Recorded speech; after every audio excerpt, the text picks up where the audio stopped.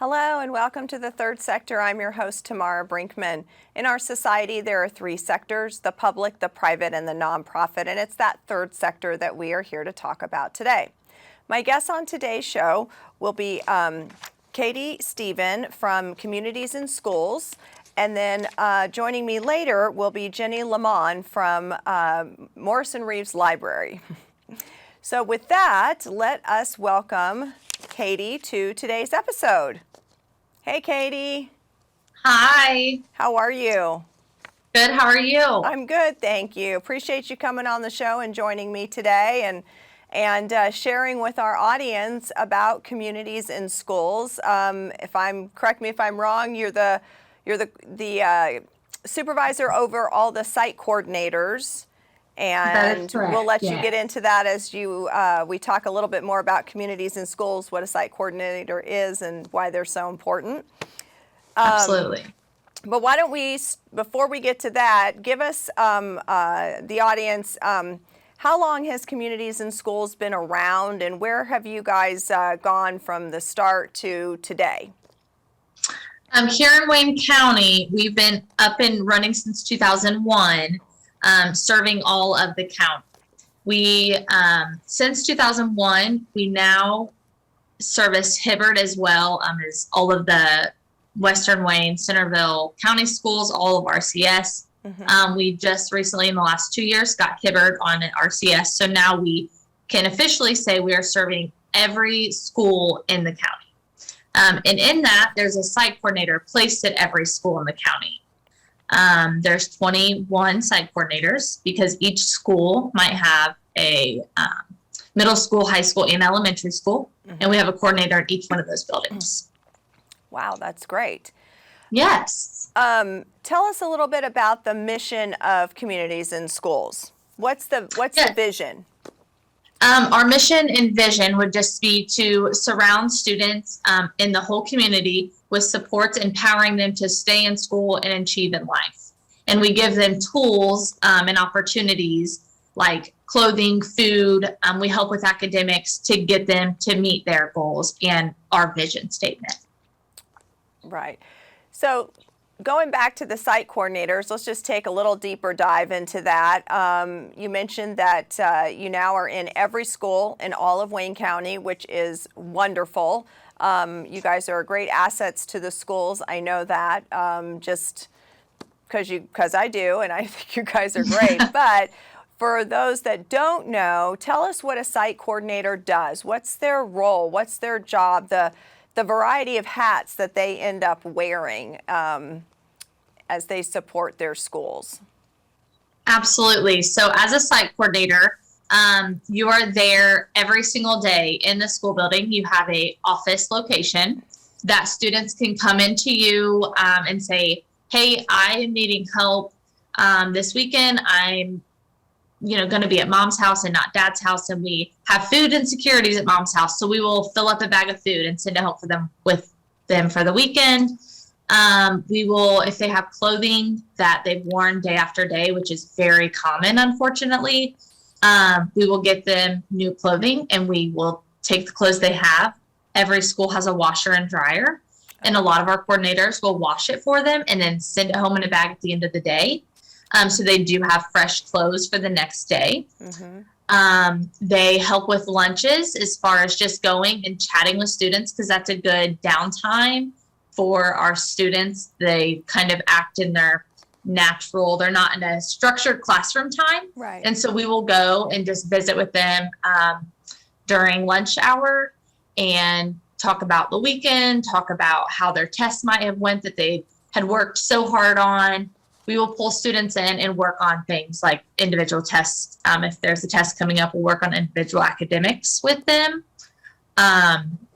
They help with supplies for teachers. If teachers are needing pencils, pens, paper, things like that for their classrooms, they will get with the site coordinator, and we're able to provide all of those type of things as well. So when you mention a lot of hats, they for sure have a lot of hats. It's like a school mom, school resource, all wrapped in this one person. And it's the best thing about having a site coordinator there every day is if a student comes into the building and they've had a really hard night, and we know that, say, Charlie normally is a spunky, fun, energetic kid, and he just looks very down today, that would give us a sign, hey, let's, meet with him during lunch or find a good time to sit down and talk with him and see what's going on, if there's a way we can help. Right. So it's wonderful that we have the opportunity to be there every day. It really is. So I know that that's the main program of Communities in Schools, but tell us about some of the other things or other programs that you guys or supports you're doing. I know some of it may be as a result of the pandemic that we all have been in and through, or just times are a little bit different. And so I know there's some other great things that you guys do. So tell us a little bit about that. Absolutely. There are 3 programs that Communities in Schools of Wayne County has, and that's the site coordination program. We have a mentoring program, and then the resource navigation McKinney-Vento program. And so the mentoring program is a program that Susan Miller puts on for us and helps us coordinate. Mm-hmm. And she speaks in the community, and anybody that is interested in becoming a mentor to any of the schools in Wayne County, they get in touch with Susan. Susan gets all the back paperwork completed, and then you get hooked up with the student, and you can have 30 minutes, whether that's during lunchtime, recess, whatever works out for the student's schedule. Mm-hmm. And you would go 30 minutes a week, and you meet with that student. And you can follow them from kindergarten all the way to 12th grade. And that's our vision and our goal for that program, is we want connections to be so strong that that mentor stays with that student. Right. So the mentoring program has started right before COVID, and then COVID kind of put a hold on that, unfortunately. Yeah. But then we're back and running, and there's all the time we get tons of new people that are interested. So I know Susan's always working on getting those students connected with mentors. And then our third program that we have is the McKinney-Vento Resource Navigation, and Katie Scott runs that. And that is, it's under the McKinney-Vento Act, and that is any unattended or homeless youth, we can get them resourced to have a provider for transportation to get them to school. Mm-hmm. So if you live in the Centerville district and you don't live with mom and dad, you might live with a friend, or per se couch hopping. So you go from place to place. We would provide them with transportation to school. So if they went to Centerville and they are going to live in Richmond, we would get them back and forth to their home school building. Mm-hmm. We also do things like if it is potential homeless, like the parent knows that they're struggling financially and they're needing some assistance, our resource navigator can get them connected with the trustee's office and different resources in the county that can help them financially. Mm-hmm. NACO Empowerment Center has been wonderful in helping parents be able to budget and figure out, okay, how exactly can you make all the puzzle pieces come together to make my family stable. Yeah. And so it's wonderful to have a resource navigator on hand that has so many community outlets to be able to share with our families. Right. Because that's really the key sometimes, I think, for a lot of folks, is they just, don't know where to go. It's overwhelming, too, when you're in the midst of crises or all these other things that are just coming at you, and you just to have that help. So that's powerful work that you guys are doing. What are some of your guys' goals for, say, the next year with the for Communities in Schools? Our goals for the year would be get as many. We have right now, we are serving 10% of the county. So the exact number of that for students would be 968 students that we're serving in Wayne County. And this was just last year. Okay. So our goal is to hit over 1,000 students. Okay. That's just like, I know it's not, that's a small goal, but there's tons of other things that are going to go into that as far as getting the 4 buildings that we currently have open. We want to get them in there in full force going before the school year starts, so we can get them prepared for their caseload kids when they come back in August. Yeah. We have just hired a data specialist, and she's going to help be able to get all of the data because we have to report to national, being a non-for-profit. She's able to really help us get things squared away and easier for our site coordinators, so they don't have to worry about I don't want to say the headache, but the data part of things are time consuming. So she's going to be able to help that way and get site coordinators more involved with the kids and not have to worry so much about data all the time. So it'll be, right. Let them do it. So we have just a few minutes left. So you mentioned that you have 21 site coordinators. Give us an overview of the staff. Who's CIS? Yes. So CIS is configured of 21 site coordinators. We now have 7 staff members downtown in our Richmond location. And all of the people that host the programs are located here. So Becky Murray is our executive director. Program people would be, I'm over the site coordinators. Susan Miller is over the mentoring. Katie Scott has the McKinney-Vento resource navigator. Avery Van Middlesworth is our wonderful grant writer. And then we have our financial person who is Karen Black. And then we have our new hired data specialist who is Sarah Benson. So we are all well-rounded. We have worked very well together, very cohesive group. And so I always tell people, any need that any student may have, bring it to us and we will figure it out. Whether we get connected with a community partner or we take care of it, we will come up with a solution, whatever that may be. Right. What a wonderful attitude. We're so fortunate to have your guys' organization in the community. So you did mention the mentoring program, and I always like to ask if people want to get involved in either support through volunteerism, what the best way is to connect with you guys. Now, while you've been talking, we've put up your website, we've put up a phone number. Would those be the best ways for people to reach out and connect with Susan if they're interested in mentoring or volunteering with you guys in some way? Yes, absolutely. Giving our office a call. She is here most days, so you can either speak directly to her or one of us here in the office. We will get your information to her, and she touches base very quickly. So that would be the best way to do that. Okay. Well, that sounds good. With just less than a minute to go, what do you most enjoy about your job? Being able to be just a piece of the smile that you put on a kid's face, whether it's the new clothing that you give them or the food that you provided for the weekend or just the snack between classes. You implemented and help them put that smile on their face because they're like, you know what, someone's listening, someone cares. And that's what makes me feel so good about what we do here at Communities in Schools. Well, I'm going to leave it with that because that's a wonderful thing. I just love what you said. That was wonderful. So thank you so much, Katie. I appreciate you joining me today and telling us all about Communities in Schools and the great work that you do to support the kiddos in our community across Wayne County. When we come back, joining me will be Jenie Lahmann from the Morrisson-Reeves Library. Stay with us.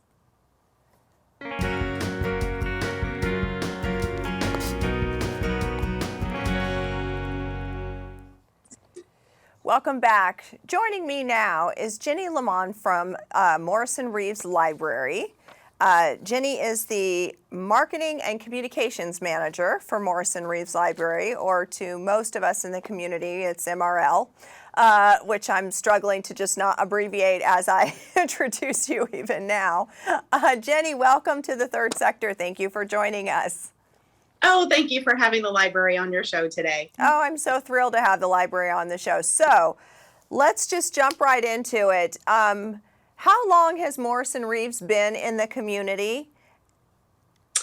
Morrisson-Reeves opened in 1864. We had a generous benefactor, Robert Morrison, and he decided a foundation of a city, we needed a public library. So he generously gave $10,000 to the library to start a building and a collection. And you think in 1864, the Civil War was going on, horse and buggy, that sort of thing. All the books were brought into the library that way. We started small, as our community did too, but we grew and grew. Over the years, we feel that we are just such a community connector. We're centrally located in downtown. Everybody feels welcome, and we hope they come in and enjoy everything that we have to offer. But we have been a pillar in our community for over 150 years. Wow, that is so impressive. Not a native of Richmond, I had no idea. So that kind of, my mouth sort of went, oh my gosh, that's really neat. So tell me a little bit about the mission and the vision for the library, because when I used to think of a library, it was like that's where you go to check out a book. And I certainly know libraries are so much more than that these days, and probably were when I just thought you checked out a book. And I certainly know that Morrisson-Reeves Library definitely provides much more than just the opportunity to come and read and check out some books, but it is obviously the core of what you guys do. So tell us a little bit about the mission and the vision for the library. Yes, our mission is to connect our community to all of the resources that we have.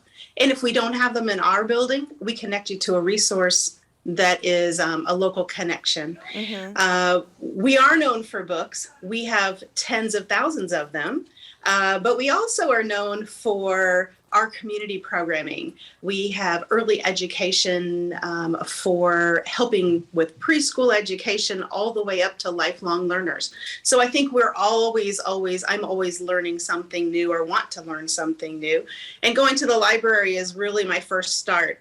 Not only because I know about those resources, but also I am I'm an avid reader, especially of nonfiction, learning about crafts or cooking or lifestyle changes, that sort of thing. That's my fun place. But we also have programs, free programs, all the way from live music, youth education, story times, crafts, hands-on crafts. We also have a teen center that's just for teens. No adults are allowed in there. So it's a fun place for teens to come hang out. And we have special craft programs and workshops for them to do here. We also have quite a few conference rooms. We have small conference rooms that you can come in and just use at any time, or you can also reserve those for any kind of a conference or workshop you have. Some organizations come in and have as many as 50 people attend in our large meeting space. So we really are open to the community. Anybody that wants to use our library, you don't even have to have a library card. You can still come in and enjoy the services, whether those are digital resources that you can access through whatever device you have, or just come on in and make a librarian's day and ask for some help doing some research. What would you say for the next year or so are the goals for the library? Our goal, we have many. Okay. One of those main goals, the pandemic it was tough on everyone. We became a digital resource and a resource, especially for parents home with their kids. And so we had a lot of people tuning in, but we really want people to come into the library and experience what we have to offer. Also, so many things can be accessed digitally, whether that's ebooks, e-learning. You can do a lot of research, job search, learning a language. We have all of those digital resources. But come on in and have our librarians help you kind of navigate through those waters. So we have a very aggressive goal to try and get people signed up for library cards and back in the building. And I would say we're really trying to have an aggressive goal of raising that by about 20% this year over last year. So that's one of our goals.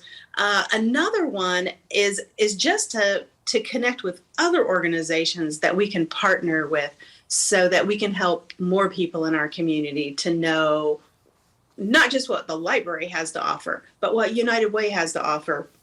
NATCO Empowerment Center, Townsend Center, all of the Boys and Girls Club. We have a branch there in the Boys and Girls Club that we help kids after school and during the summer.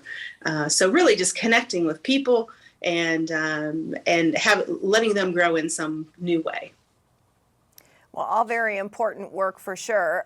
Along those lines, with the library being around as long as it had, what would happen to this community? I mean, it's kind of a tough question, but what would happen in our community if Morrison-Reeves Library, MRL, just didn't exist? Well, I would be lost. so would many I others, love our I library. think. I've been working here for over 30 years. I consider it my second home. But I do think that the library, it's a safe place for people. Everybody feels comfortable coming into our building and asking whether they're asking for help with something or if they just want to attend one of our programs. It's kind of a central hub for people to enjoy life, whether it's a program or connecting with others. And I think that if we closed our doors, I don't know of another organization or place in Richmond that would offer that. But also, I think about inflation. It seems like all the costs are rising. And there the library is. We're offering everything is free of charge. You can come into the library, get cooled off on a hot day or a cold winter day. Use a computer. There's many people that don't have access to the internet or a public computer or learn. We have classes where you can learn how to use a computer and how to do different programs such as Excel or Word or the vast variety of things that could help you tune your skills so it could help you in your employment situation.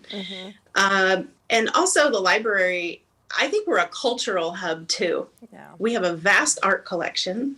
We also have everything that our staff has to offer. We have experts that can help with local history. If you want to dive into an old building that you've invested in downtown, Mike Wiedow is doing this right now with a building that he's working on. And he's connected with our archivist. She's done some research. She's going to go on a tour of his building and talk to him about some different aspects and how the landscape may have looked in maybe the 1900s. So you think about all of the things that we can offer, and if the library wasn't here, where would our community be? And especially getting back to inflation, you think about the streaming services and maybe books that we purchase out of our regular budget, and with maybe a rising gas prices, it's like, well, maybe I'll try one of those services the library has for free, and then maybe. I'm not saying turn off any of your services, but you might give us a try, and I think you'll be surprised at the things we have to offer. So maybe even a way to save a few pennies and dollars by leveraging the resources of the library. I like that. Absolutely. So you've talked a lot about how what is out there is free for people to come and take advantage of and participate in, or however they would like to do that.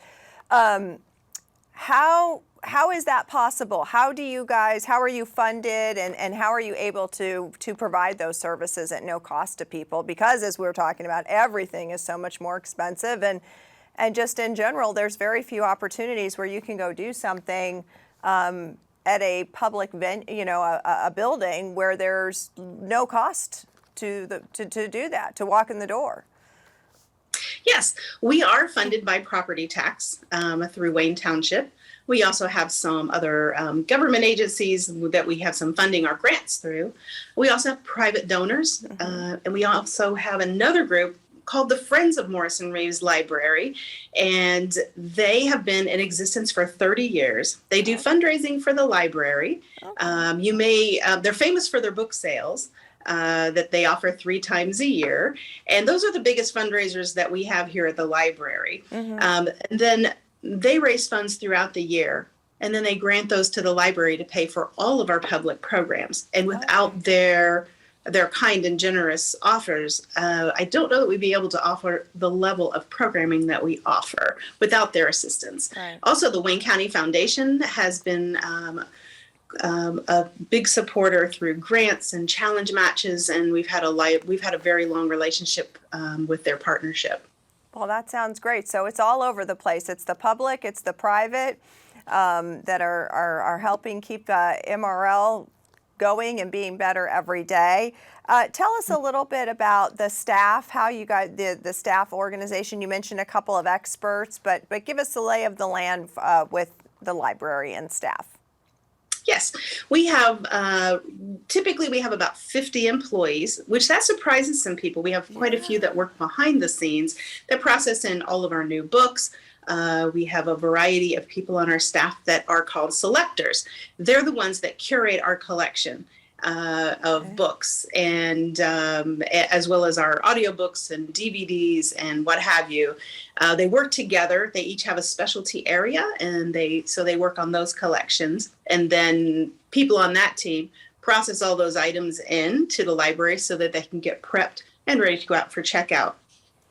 We also have a youth services department. And there are, I want to say, 7 or 8 people that work in that area. Mm-hmm. They work with the teen center, as well as all of our youth programming, and then developing everything that goes on for youth, whether it's reading materials or all of the programming that we do. We also do quite a bit of outreach in our community, and a lot of people on our staff work in the community at either an outreach event or through book clubs. Like I said, we're at the Townsend Center Boys and Girls Club. We offer library services at those facilities. Then we have research specialists. We have people at our front desk that just check materials in and out. Such an important job. They're our face of our to our community. They know our collection backwards and forwards, and it's incredible to listen to them when they recommend books and reading materials for people. We also have a few people on our staff that I would consider them the movie people. Oh my goodness, they know every movie. And if they don't, one of the other staff counterparts do. So they always are loving to recommend items.